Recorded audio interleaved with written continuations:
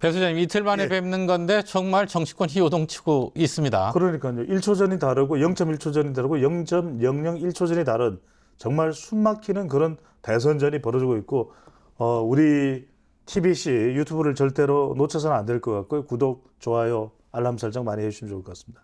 저보다 더 잘하시고 애정이 높으신 것 같아요. 경주 배시지 않습니까? 네, 짚어봐야 할 쟁점들이 많은데 시작해보죠. 예. 먼저 한덕수 전 대통령 권한대행 얘기를 시작해야 될 것 같은데 직을 내려놓고 대선 출마를 선언했어요.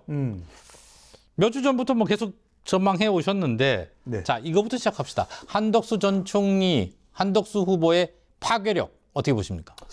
결국 기대감이죠. 기대하고 있는 잠재력. 그게 터지느냐 안 터지느냐. 그게 제일 중요한 것입니다.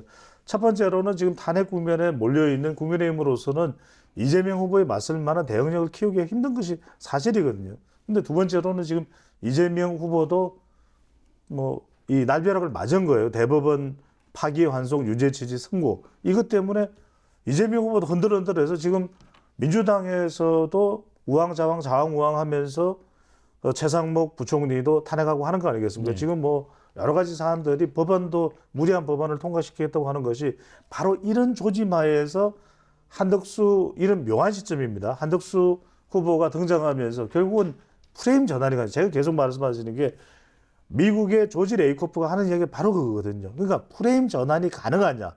한덕수 후보면 가능할 것 같기도 하다라고 이제 하는 그 기대감이 퐁 하고 터지느냐. 그게 이제 미국 경제, 관세, 프레임, 그다음에 7공하고 임기단축 개헌 바로 이 부분으로 보입니다. 자, 그 말씀하신 대로 출마 기자회견 조금 더 자세히 짚어보죠. 먼저 임기단축 개헌 얘기했어요. 그렇죠. 이게 뭐냐면 세 가지를 의미하는 겁니다. 첫 번째로는 권력에 미련을 두지 않는다. 그러니까 이른바 말 그대로 국민에게 내려놓는 권력이라고 하는 것을 분명히 한 겁니다. 첫 번째로는 임기단축 개헌을 한다. 이건 지금 이재명 후보가 공감하지 못하고 동의하지 못하는 대목이란 말이에요. 두 번째는 뭐냐. 결국 임기단축 개헌을 하려면 야당의 협조를 얻지 않으면 이거 그러니까 안 되잖아요. 예, 저도 그 대목이 궁금한데. 예. 그렇기 때문에 그런데 당선만 되면 임기단축하겠다는 대통령을 야당이 반대할 수 있습니까? 반대하기 어려워요. 아, 당선된다면 그렇겠네. 당선된다면 이제 그렇게 작동할 수밖에 없는 거죠. 세 번째로는 뭐냐면 임기단축이라고 하는 파격적인 것을 내놔야 탄핵도 좀 희석될 수 있죠. 그리고 여기에 모여드는 사람들이 이 빅텐트 플랫폼을 하더라도 명분이 서는 겁니다. 야, 나는 임기단축해. 나는 내 지금 권력을 누리겠다고 국무총리까지 하고 주미대사까지 하고 통상교섭본부장까지 하고 누릴 거 다 누렸다고 비판받는 내가 이 자리에 온 게 아니야. 나는 과도적으로 뭔가 흐트러진 대한민국을 추스리기 위해서 내가 등장한 거야. 그래서 덕수다 덕수라고 이야기하는 거 아니겠어? 하면서 다 모여봐. 우리 같이 한번 해보자고. 내 권력 누리려는 거 아니야. 이낙연 전 총리도 오시오. 이준석도 오시오. 유승민도 오시오. 누구도 오시오. 하는 그것을 만들기 위한 것이라고 봐야 되겠죠. 사실 임기단축이라는 게 쉬운 건 아니죠. 쉬운 건 아니죠. 그래서 이재명 후보도 개헌에는 동의하지만 임기단축이 상당히 이 요구되고 있는 그런 개헌이란 말이에요. 왜? 국회의원 2028년에 국회의원 선거와 임기를 일치시키려면 개헌을 단축할 수밖에 없잖아요. 임기를 단축할 수밖에 없죠. 이재명 후보는 못 받아들여요. 이런 상황이기 때문에 개헌이라는 것이 매우 어려운 상황인데 우리 국민들도 개헌 외치면 이렇게 제도적으로 1년 차에 어떻게 하겠다, 2년 차에 하겠다, 3년 차에 선거까지 한다는 일정을 내세운 대선 후보는 없었단 말이거든요. 그래서 본인의 완전히 전략적 히든 카드 무기로 빼내던 것으로 보입니다. 우리 그 배 소장님이 뭐 해안이 아주 훌륭하다는 건 뭐 여러 번 느끼지만 이번 조기 대선의 최대 변수 인정을 하시는 거죠? 늘 인정을 합니다. 네, 트럼프를 처음부터 얘기하셨어요. 그렇죠. 그런데 역시 통상 카드 들고 나왔고 국민 통합 들고 나왔습니다. 이 부분은 어떻게 보세요? 그렇죠. 임기단축 개헌. 제가 이야기한 게 제가 우리 방송에서 그대로 출마 선언문을 우리가 뭐 특정 후보를 지지하는 매체는 전혀 아닙니다. 그럼에도 불구하고 워낙 객관적으로 분석을 하다 보니까 이미 출마 선언문의 내용이 우리 방송에 다 나와버린 거예요. 그 첫 번째 이야기했던 것이 관세, 통상, 경제. 두 번째가 임기단축 개헌. 왜 이 길을 가야 되는가. 실제로는 개헌이 대선보다도 더 중요할 수 있는 건데 세 번째는 뭐냐. 소통을 해야 되는데 어떤 소통? 이념적 소통 아니에요. 이제는 전 세계가 AI 시대. AI가 뭡니까? AI가 결과적으로는 선거에서 제일 중요한 AI가 뭡니까? A. 국민들의 앵거. 바로 이 분노를 잠재주고 I. 인터넷, 국민들이 이익을 부각시키는 그게 AI 아닙니까?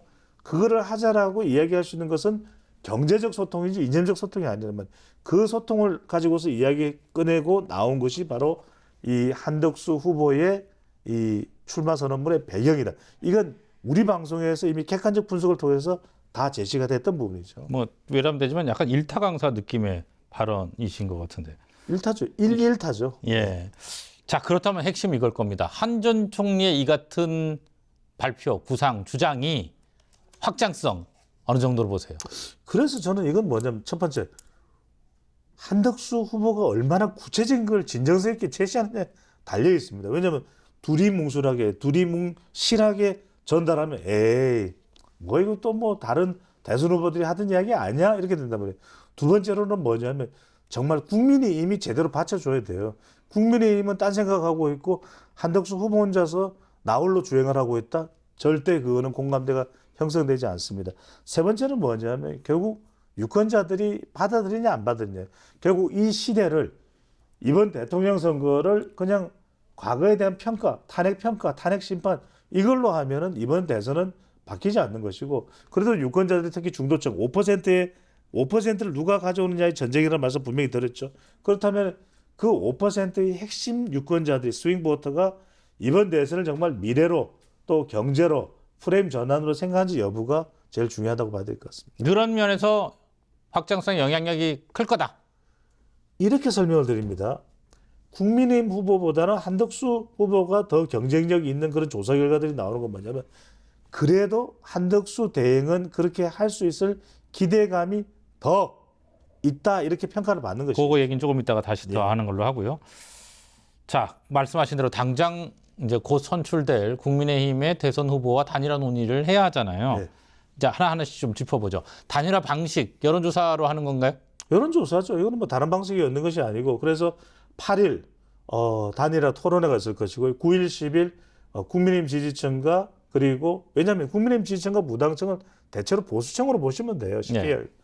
보수 진영이니까 보수층 여론조사를 통해서 더 높은 지지율이 나온 뭐 4개 조사기관이 됐든 5개 조사기관이 800명씩 투입이 되겠죠. 그러면은 그 결과가 10일 저녁에 수집이 되고 각 통계처리를 한 다음에 11일 오전 일찍 7시, 8시까지 당 사무처에 전달이 되고 10시에 결과 발표, 11시에 국민의힘 후보가 최종 후보가 된다면 그대로 지속이 되는 것이고 한덕수 후보는 이 선거를 돕겠다라고 이제 지원 연설을 하는 것이고 한덕수 후보가 단일 후보가 된다라고 한다면 국민의힘에 입당을 하고 오후 2시에 이제 후보자 등록을 하게 되겠죠.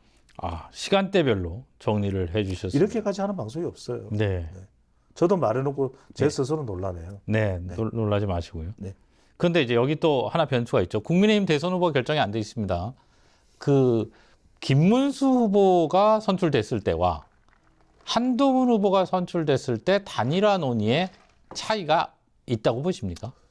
저는 결론적으로는 큰 차이가 없다고 봐요. 그거는 국민이 결정하는 거지 지지층이 결정하는 거지 후보자가 결정하는 게 아니에요. 그러니까 후보자 나는 싫어요 한다고 해서 그걸 지지층들이 가만히 있겠어요?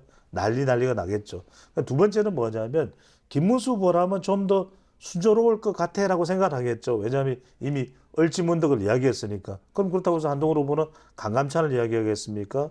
누구를 이야기하겠습니까? 그러니까 이제 중요한 것은 한동훈 후보도 단일화 토론을 통해서 더 경쟁력이 있으면 선택을 받을 수 있는 것이고 김문수 후보도 마찬가지고요. 하지만 지금 일단 기본적으로 우리가 보고 있는 스펙이라든지 또는 외연 확장성을 본다면 한덕수 후보 쪽의 가능성이 더 높다 이렇게 점치는 것이지 어느 한쪽에 많은 분들이 그래요. 배종찬 소장이 뭔가 저는 분명히 전망이다라고 얘기하는데 만약 확정된 것처럼 왜 그렇게 네가 확정해 네가 뭐야 이러는데 거듭 말씀드립니다. 전망입니다. 예. 네. 그날 엊그제 방송에서 제가 전망이라는 표현을 썼는데 그럼요. 자, 그러면 이 질문도 이제 아까 얘기했잖아요라고 하실 수 있는데 전화 많이 오네요. 예, 단일화 과정에서 어느 쪽 경쟁력이 더 높을까? 근데 제가 이 질문을 다시 드리는 이유가 여론조사상에서 높게 나오는 것도 있고 오차범위 내에서 조금 앞서는 정도도 있고 뭐 비슷한 것도 있고 이렇지 않습니까? 이거는 중원부원 질문입니까? 어느 쪽 경쟁력? 다 했잖아요. 예. 한덕수 후보의 경우에는 프레임 전환을 기대하는 것이고 예. 국민의힘 후보는 프레임 전환을 기대하지 못하는 큰 차이가 있다라는 말씀. 그것이 어떻게 작동할지 그렇죠. 지켜봐야 한다. 작은 차이일 수 있지만 그게 예. 또 실제 현실에서는 정치 현실에서는 선거 현실에서는 큰 차이가 될 수도 있는 것이죠. 자, 방금 전에 말씀하셨는데, 자, 이렇게 되면 그 다음에 이제 한 전 총리의 출마로 그 다음 수순은 반 이재명 빅텐트. 그렇죠. 이 부분은 이제 속도를 낼 것 같은데, 우리 소장님 늘 빅 플랫폼을 얘기하십니다만, 이준석 개혁신당 후보가 첫 타깃입니까? 이렇게 봐야 하나요? 오세훈 첫 타겟은 아니죠. 마지막이죠.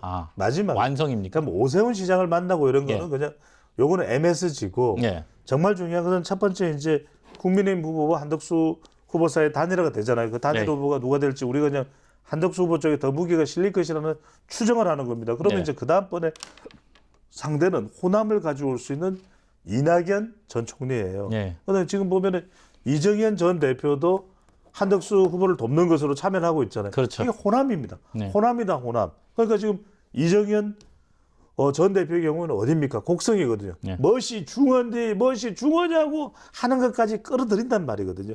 그러니까 한덕수 후보의 전북, 그다음에 이낙연 전 총리의 전남이에요. 네. 그런데 이낙연 전 총리랑 이제 통화도 했다라고 하는 한덕수 후보의 설명이 있었잖아요. 그런데 서로 만나지가 않았어요. 이낙연 전 총리는 뭐냐? 그냥 만나는 건 의미가 없다. 지금 이낙연 전 총리가 이야기하는 걸 가만히 들어보면 잘 안 들리는 가운데 숫자 하나는 크게 들려요. 7공화국입니다. 예. 7 차계열입니다. 예. 이게 들렸죠? 실제 들리네요. 7자가 들렸죠. 네. 그러니까 7공화국인 거예요. 네. 지금 이낙연 전 총리는 명분입니다. 그냥 빅테이터 모여서 소떡소떡 먹는 거 그건 아무 필요가 없어요. 빅 플랫폼을 만들어서 명분이죠. 누구도 참여할 수 있는 반 이재명 no. 그러니까 이제 명분은 뭐냐? 대한민국의 미래. 그래서 지금 당명도 바꾸자고 이야기를 하고 있잖아요. 당명을 어떻게 바꾸면 됩니까? 국민의힘 새로운 미래, 국민의 미래로 바꿔버리면 되죠. 네. 국민의 미래로 싹 바꿔버리면 이건 당연하게 국민의 미래가 돼버리고 국민의 미래의 일대 가치는 뭐냐? 이번 대선에서 7공화국이다. 7공화국 한 사람 다 모여. 그러면은 심지어는 김동연도 7공화국요. 그럼 김경수도 7공화국요. 그럼 김두관 같은 경우는 임기 단축 7공화국에 자기가 공감한다고 이야기했잖아요. 그러면 DK 같은 경우에 김두관 전 의원 같은 경우에는 심지어는 이런 식으로 룰 하면 나는 참아 안 할기다 막 이랬잖아요. 그죠? 그런 김두관 전 의원마저도 이 빅 플랫폼에 대해서는 솔깃할 수 있단 말이에요. 관심이 있을 수 있단 말이에요. 그러니까 이게 확장이 커지는 것이죠. 그리고 이 플랫폼은 경쟁 플랫폼입니다. 그러면 어떻게 되느냐? 이렇게 이낙연 전 총리와 5월 15일경 결합. 그러면 국민의 미래가 돼버리죠. 그럼 이제 당명이 바뀌는 거죠. 그럼 이제 투표용지 찍기 전이니까 그건 큰 문제가 없겠죠. 그런 다음에 5월 29일 정도까지 가서 28일까지 가서 그 전에 뭐가 있어요? TV 토론이 있잖아요.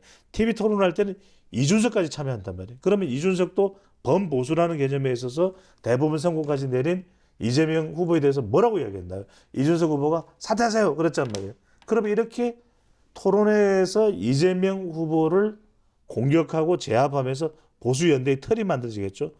5월 29일 드디어 이준석 준스톤이 대한민국의 미래를 위해서 빅 플랫폼에 참여합니다. 이러면 이제 빵빠바방 하는 형태의 이 플랫폼이 빅텐트가 만들어지는 거죠. 많은 매체가 언급했고 또 배수장님도 앞에 언급을 하셔서 제가 뒤에 지금 이 질문을 드리는데 사실은 같은 날 큰 결정이 내려졌죠. 대법원의 판결. 이재명 민주당 대선 후보의 선거법 위반 사건에 대한 파기환송, 그렇죠. 유죄 취지. 이 파장이 크겠죠.